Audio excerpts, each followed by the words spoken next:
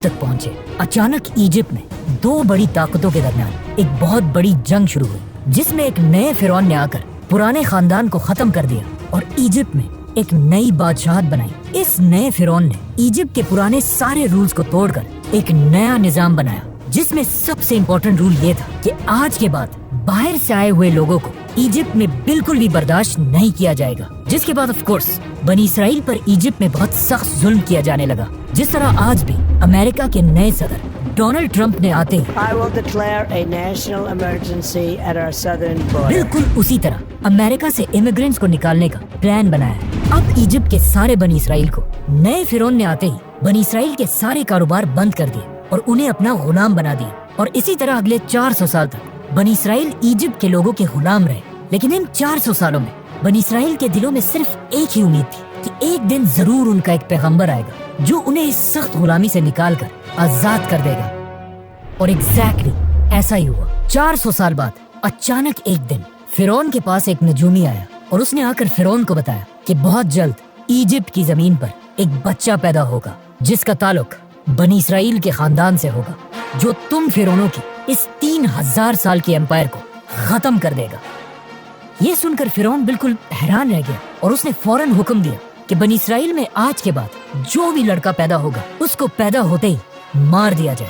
जिसके बाद उसके सोल्जर्स हर घर में जाकर माओ से बच्चे छीन कर उनको मारने लगे। लेकिन जिस बच्चे को वो असल में ढूंढ रहे थे, मूसा अलैहिस्सलाम, वो उनके हाथ ना आ सका, उसे वो मार नहीं सके, बल्कि इस बच्चे को फिरौन अपने ही घर में पालने लगा। यहाँ से आगे जो हुआ वो हम सबको बताए। मतलब मूसा अलैहिस्सलाम ने पैगंबर बनने के बाद फिरौन के सामने आकर एक ही डिमांड रखी कि मेरे खानदान बनी इसराइल को गुलामी से आजाद कर दिया जाए। और बहुत सारे मिरेकल्स के बाद आखिर फिरौन ने उनकी बात मान ली और बनी इसराइल को आजाद करके इजिप्ट से निकलने की इजाजत दे दी। जिसके बाद बनी इसराइल के 6 लाख लोग एक ही रात में 400 साल के बाद इजिप्ट को छोड़कर फलस्तीन की तरफ रवाना हुए। लेकिन अचानक पता नहीं ऐसा क्या हुआ कि उस वक्त के फिरौन रैमसेस ने बनी इसराइल को इजाजत देने के बाद भी अपना किया हुआ वादा तोड़ दिया और अपनी पूरी फौज को जंग के लिए तैयार होने का हुक्म दिया। जिसके बाद रैमसेस अपनी फुल ताकत के साथ मूसा अलैहिस्सलाम का पीछा करने लगा। लेकिन जैसे ही वो बनी इसराइल को खत्म करने के लिए उनके बिल्कुल करीब पहुंचा, एग्जैक्ट उसी वक्त अल्लाह ने मूसा अलैहिस्सलाम और बनी इसराइल को बचा लिया और रैमसेस, फिरौन और उसकी पूरी फौज को इस पानी में गर्क कर दिया।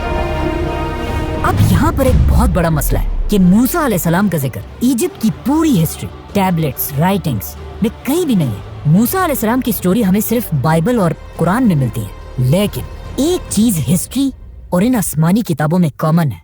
मतलब आज दुनिया का हर हिस्टोरियन इस बात को मानता है कि मूसा अलैहिस्सलाम के दौर के फिरौन रैमसेस के मरने के बाद इजिप्ट कभी भी दोबारा अपने पैरों पर खड़ा नहीं हो सका।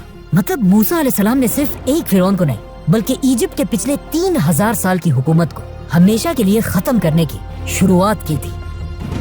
रैमसेस इजिप्ट का आखिरी बड़ा फिरौन था जिसने अपने आप को और अपनी पूरी फौज को अपने गुरूर की वजह से खत्म कर दिया था। जिसके बाद पूरी दुनिया को ये समझ आ गई कि फिरौन कोई खुदा नहीं बल्कि सिर्फ एक आम इंसान है। जिसके बाद यहाँ से पहली दफा इजिप्ट अपना सुपर पावर का टाइटल आहिस्ता आहिस्ता खोने लगा और यहाँ के हालात इतने खराब हुए कि आज तक इस दौर को डार्क एजेस के नाम से याद किया जाता है।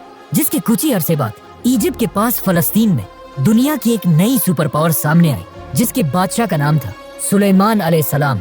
इसी तरह आने वाले वक्तों में इजिप्ट की ताकत कमजोर होती गई और इतनी कमजोर हुई कि बहुत सारी एम्पायर्स ने यहाँ पर हमला करके इसे फतह किया, जिनमें से एक बादशाह का नाम था अलेक्जेंडर द ग्रेट। लेकिन अलेक्जेंडर द ग्रेट की एम्पायर के बाद फाइनली एक नई super power the great Roman empire ने आखिर इजिप्ट को फुल ताकत के साथ फतह किया और अगले 600 साल तक रोमन एम्पायर ही इजिप्ट पर राज करती रही और कोई भी उनसे इजिप्ट छीन नहीं सका। लेकिन अब फाइनली 600 साल के बाद रसूलुल्लाह सल्लल्लाहु अलैहि वसल्लम की हदीस के पूरे होने का टाइम आ चुका था और मुसलमान उमर बिन खत्ताब की खिलाफत में रोमन एम्पायर से इजिप्ट छीनने के लिए उसके दरवाजे पर खड़े थे। सब्सक्राइब।